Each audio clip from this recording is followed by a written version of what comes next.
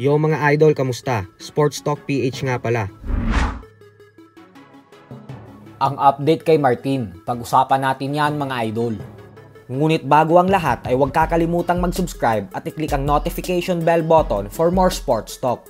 So nitong nakalipas na mga araw nga lamang po, ay may mga kumalat na balitang lalaban umano ang ating pambato na si undefeated WBO Super Bantamweight No. 1 top contender Carl James Martin sa undercard ng world title defense ng current unified WBC and WBO Junior Middleweight World Champion Sebastian Fundora sa March 22 sa Las Vegas, Nevada. At kanina nga lamang po ay mismong si Wonderboy na ang kumumpirma sa kanyang official Facebook page na opisyal na ang kanyang laban sa nasabing araw, kung saan makakasagupa niya ang tinaguriang El General ng Colombia na si Jose San Martin. May record na 35 wins with 21 knockouts at 9 na talo.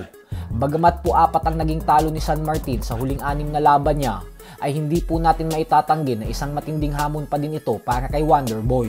Gawa ng lamang talaga ito sa experience ng dahil sa pagiging veterano niya sa sports ng suntukan. Kaya naman dito talaga masusubukan ang ating pambato kung talagang handa na ba talaga siya para sa isang bigating world title fight sa lalong madaling panahon.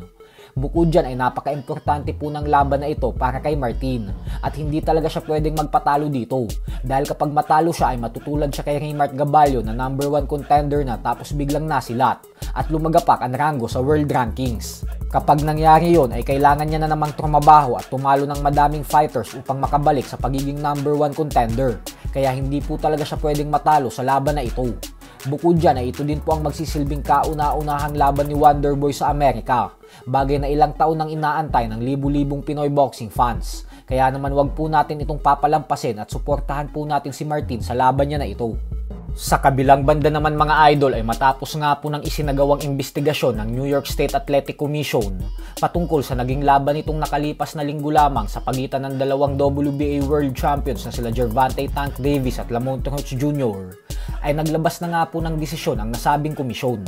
At sa kasamaang palad nga po para kay Roach ay hindi pumabor sa kanya ang pag-aapela niya sa New York State Athletic Commission.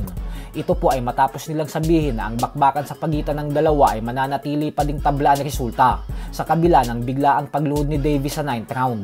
Kaya naman dahil dyan ay mananatili pa ding undefeated fighter si Davis, habang si Roach naman ay hindi niya makakamit sa ngayon ang kanyang inaasam-asam na pagiging isang ganap na 2-division world champion. Dahil po dito ay pwede nang makahinga ng maluwag si Davis kasi hindi na madudungisan ang kanyang malinis na record. So hanggang dito na lang po muna tayo mga idol. Sports Talk PH, kakaiba ang laban ng mga Pinoy, lakas at dedikasyon ng armas na tinuon, kamaong nagbabaga ang sayo ay babaon, mga Pinoy na ating